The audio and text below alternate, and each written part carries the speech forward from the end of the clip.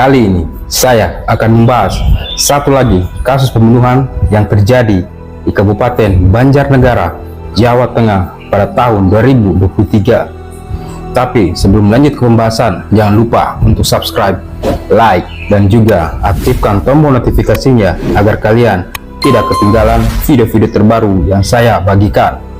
Serta coretkan komentar positif kalian agar kita bisa berbagi pendapat.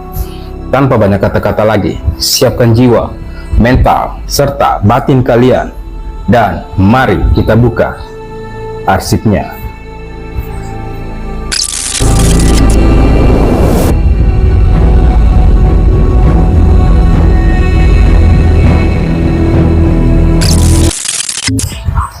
Mungkin kalian sudah mendengar atau membaca artikel tentang satu kasus pembunuhan berantai yang terjadi di Kabupaten Banjarnegara, Jawa Tengah, dan pelakunya seorang pria yang berprofesi sebagai paranormal atau dukun pengganda uang dan dijuluki sebagai Malaikat Maut Banjarnegara.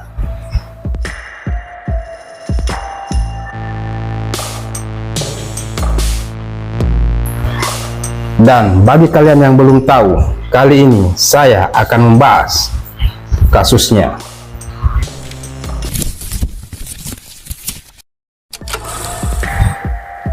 Slamet Tohari atau biasa dipanggil Mbah Slamet oleh para warga di desanya merupakan seorang pria yang berusia 46 tahun yang tinggal di Desa Balun, Kabupaten Banjarnegara, Jawa Tengah. Mbah Slamet memang sudah dikenal sebagai paranormal atau dukun di daerahnya. Walaupun Mbah Slamet dikenal sebagai seorang dukun yang melakukan kegiatannya yang berhubungan dengan setan atau jin, namun perilaku Mbah Slamet sehari-hari tidak pernah berbuat onar. Seorang yang pendiam dan dia dikenal baik oleh warga lainnya. Tak banyak yang tahu tentang keseharian Mbah Slamet seperti apa. Selain menjadi seorang dukun yang diperhatikan oleh para warga, Mbah Slamet memang sering bepergian, namun pekerjaannya tidak jelas. Namun, siapa yang menyangka dari sikap pendiamnya itu, Mbah Slamet ternyata adalah seorang pembunuh berantai yang memakan korban hingga 12 orang dan dijuluki sebagai Malaikat Maut dari Banjarnegara.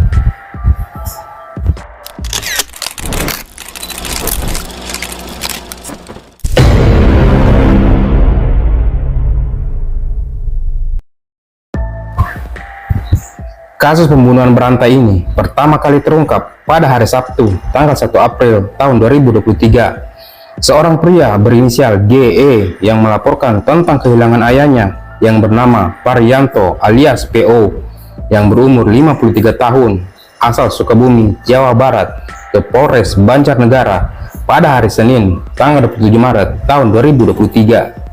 Sebelum dilaporkan hilang, awalnya PO dan GE datang ke Banjarnegara pada bulan Juli tahun 2022, lalu mendatangi Mbah Slamet dengan maksud untuk menggandakan uang. Setelah melakukan ritualnya, PO dan GE lalu kembali ke Sukabumi dan menunggu hasil selanjutnya.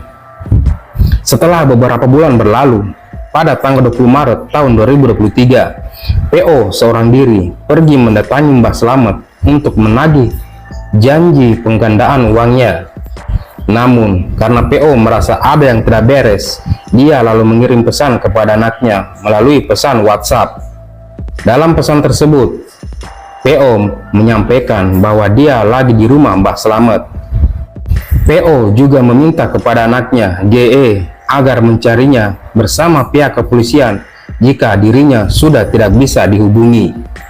Dan benar saja, setelah menunggu sampai keesokan harinya, handphone PO sudah tidak bisa dihubungi lagi dan anaknya GE segera melaporkan ke pihak kepolisian dan melakukan pencarian terhadap korban. Setelah melakukan begitu lama pencarian, akhirnya jasad korban dapat ditemukan terkubur di pinggiran hutan di Desa Balun, Kecamatan Wanayasa, Kabupaten Banjarnegara.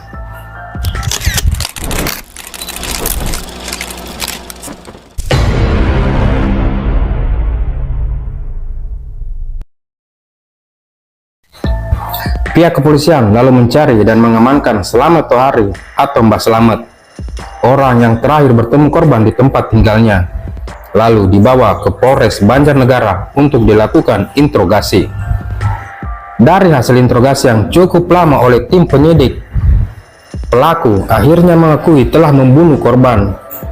Dan motif pelaku melakukan itu karena kesal terus-menerus ditagih soal hasil dari penggandaan uang yang dilakukan oleh korban dan pelaku. Karena polisi masih menaruh curiga jika korbannya bukan hanya satu orang, pihak penyidik pun melanjutkan interogasi yang lebih dalam lagi terhadap pelaku. Dan pihak penyidik terkejut mendengar pengakuan pelaku yang ternyata korbannya berjumlah 12 orang. Tim penyidik pun lalu memaksa pelaku untuk memberitahukan di mana tempat para korban dikuburkan. Setelah pelaku memberitahukan semua tempat korbannya dikubur, pihak kepolisian lalu menuju ke lokasi tempat ditemukannya jasad pertama di pinggiran hutan di Desa Balun, Kecamatan Wanayasa, Kabupaten Banjarnegara. Pada hari Senin, tanggal 3 April tahun 2023, polisi lalu melakukan penggalian di beberapa titik lokasi yang ditunjukkan pelaku.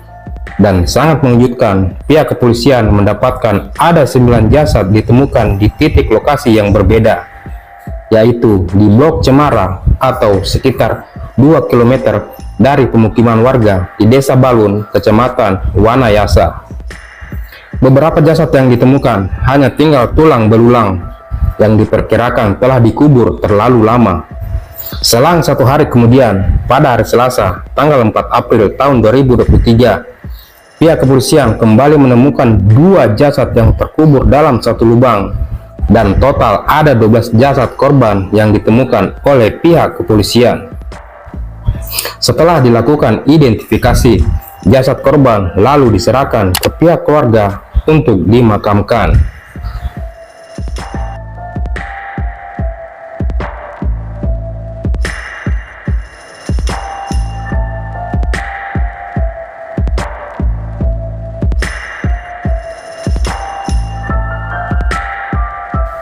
Sementara jasad lainnya yang belum teridentifikasi masih dikubur di tempat pemakaman umum Desa Balun.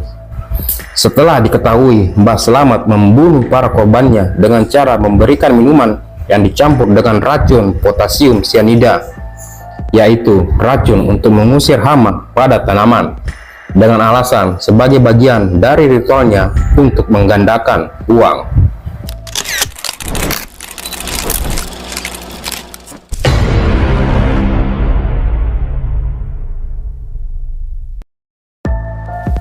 Cara Mbah Slamet bisa mendapatkan para korbannya dengan cara mempromosikan di media sosial Facebook. Disebutkan bahwa Mbah Slamet mampu menggandakan uang. Promosi itu sendiri dilakukan oleh tangan kanannya bernama Budi Santoso. Dalam melakukan aksinya di pinggiran hutan di Desa Balun, Kecamatan Wanayasa, Kabupaten Banjarnegara, pelaku menjanjikan bisa menggandakan uang hingga 100 kali lipat. Dalam mengeksekusi para korban, selalu dilakukan pada pukul 7.30 malam. Saat melakukan ritualnya, awalnya pelaku mengobrol dengan korban. Kemudian para korban juga diminta meminum cairan yang memang sudah dicampur dengan racun jenis potasium sianida sebagai pelengkap ritual. Dan setelah memastikan korbannya meninggal dunia akibat keracunan, pelaku langsung menyiapkan lubang untuk mengubur para korban. Berdasarkan pengakuan pelaku, aksinya itu dilakukan untuk melunasi utang dan juga untuk memperkaya diri sendiri.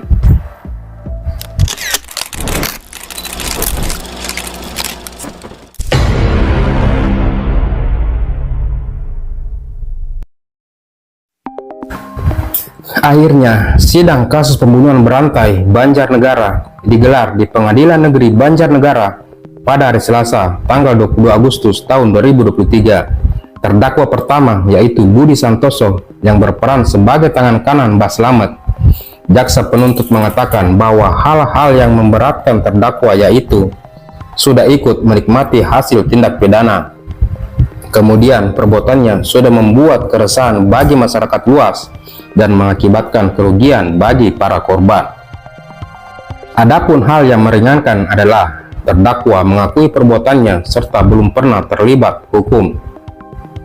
Majelis Hakim menyatakan Budi Santoso terbukti secara sah dan meyakinkan melakukan tindak pidana secara bersama-sama, melakukan penipuan dan melanggar pasal 378 KUHP dan menjatuhkan pidana penjara selama 3 tahun 4 bulan.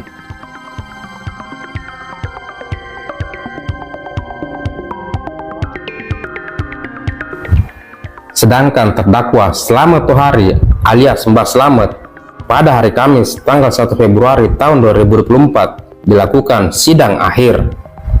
Hakim mengatakan bahwa terdakwa terbukti bersalah telah melakukan tindak pidana pembunuhan berencana dengan korban lebih dari 1 orang dan dilakukan berkali-kali, serta menyatakan terdakwa terbukti secara sah dan meyakinkan bersalah melakukan tindak pidana pembunuhan berencana dan dijerat dengan pasal 340 KUHP dengan vonis hukuman mati.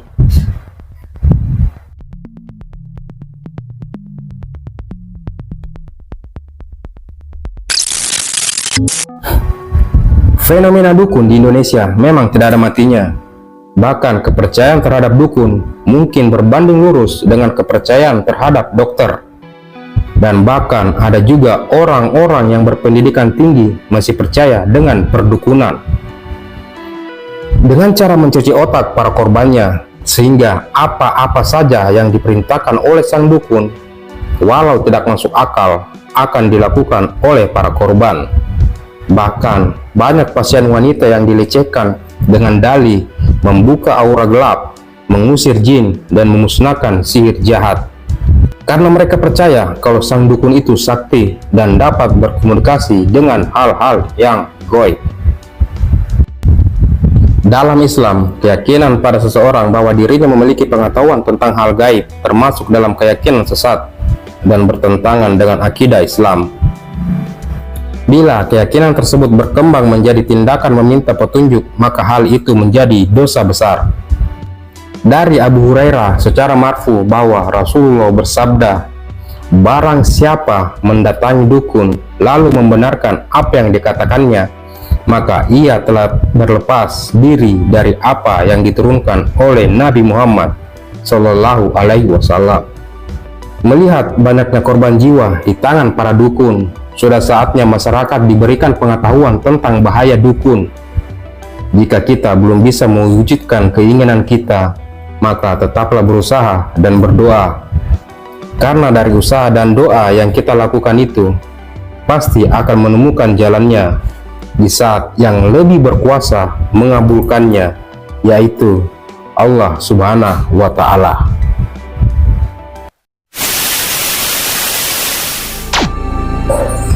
Nah, itulah salah satu warsid yang telah kita bahas kali ini. Semoga kalian meresapi kisahnya, mengambil hal positif dari kejadian itu.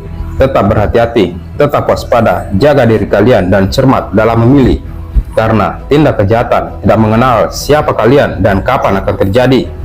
Terima kasih telah menonton video ini dan nantikan kisah-kisah nyata kriminal lainnya di Kriminal Arsip selanjutnya.